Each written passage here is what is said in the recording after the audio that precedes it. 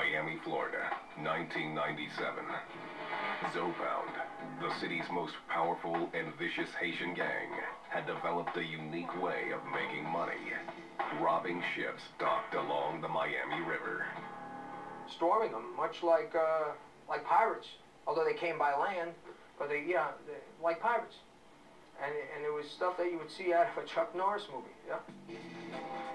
The freighters often carried millions in illegal drugs stashed in their hulls. Gangsters in Haiti would tip off their counterparts in Miami. So the tip, it'll come here, so all you need is the name of the boat. And then once it get here, then you gotta wait the custom go on there and clear it. One boat, I know they hit for about 300 keys. That was a big lick. The street value of these hauls often ran into 7 figures. Millions of dollars, man. It's man done. Like I say, you could wake up with $5 in your pocket and go to sleep with 2-3 million, or maybe more. That's the kind of score Zopound was hoping for when it ambushed the freighter L'Arche Dende on March 5th.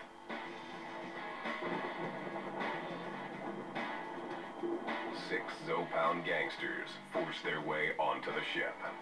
According to Kenny Kay, they were well prepared. A few of my friends politely invited themselves on the boat, and they had blowtorches. Before turning blowtorches on the ship's hull in search of hidden drugs, Zopound subdued the boat's crew, robbing and brutally beating them. In the chaos, the ship's captain jumped overboard. He swam to shore and quickly called the cops.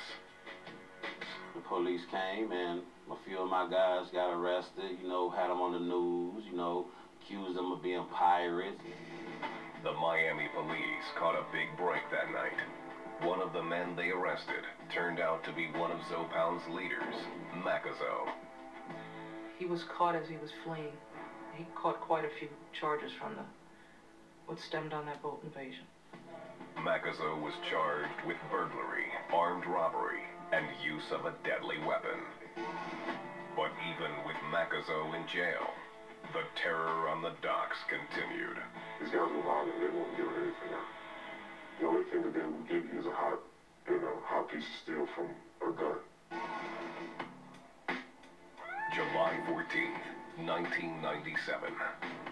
Pirates attacked the transport ship Vanderpool Express at a Miami dock on Northwest 30th Avenue. Miami police found 4 crew members dead on the scene.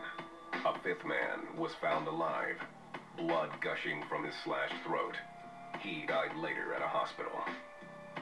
Vanderpool Express was a very ugly homicide. Miami authorities immediately suspected Zopound, but there wasn't enough evidence to link the gang to the murders. There were also no witnesses. Zopound became even more brazen in its efforts to steal drugs. They started a spree of home invasions. We speculated the fact that the drugs came from the boats and it was dropped off to these stash houses, and then that's when the home invasion robbery was being done.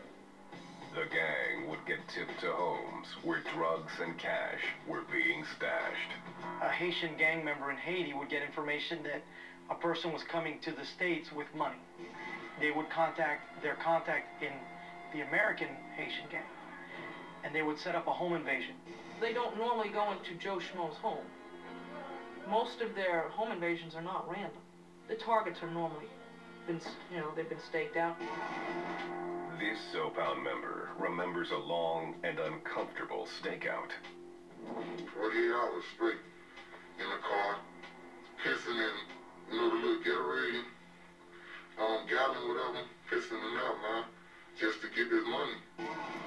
Zopound's home invasions were swift, terrifying, and usually featured torture. He'd kick in the door, hold everybody hostage. There was people sleeping, wake them up, tie them up, cut off the phone lines, whatever, put them in separate rooms, and ask each of them, where's that? The gang's tips weren't always accurate, but they thrived on blood and violence and showed no mercy to their victims. They would go to this house and do this home invasion, torture these people, and sometimes even commit a homicide, and the people in this home are totally innocent, had nothing to do with nothing. One innocent victim was a 45-year-old father named Fred Benoit. On December 22nd, 1998, Miami PD was called out to his home. In the middle of the night, they cut his phone lines, came to his home, forced their way in, and shot him. The man's teenage daughter had shielded her younger brothers in another room while the intruders ransacked the house. When police showed up, the men took off empty-handed. My information that I received on this victim, he was never involved in any illegal activity. He was just a hard-working man who provided for his family. Again, the cops suspected Zopound was behind the attack. I don't know nobody who did that to nobody. You know what I'm saying? The police kept running into another obstacle with their investigations. No one from the community was talking. The only time these get reported is if somebody gets hit, or if a neighbor happens to call.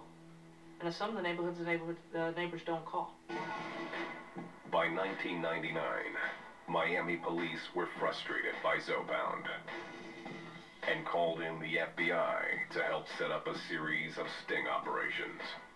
We started setting up home invasion robbery scenarios, actually going out there and setting up houses with, kilos and money. The traps worked, but one big fish got away. Just 1 month after his arrest for the attack on the Larche Dende, Macazo was set free from jail when a judge threw out his case. The Zopound leader was back on the streets.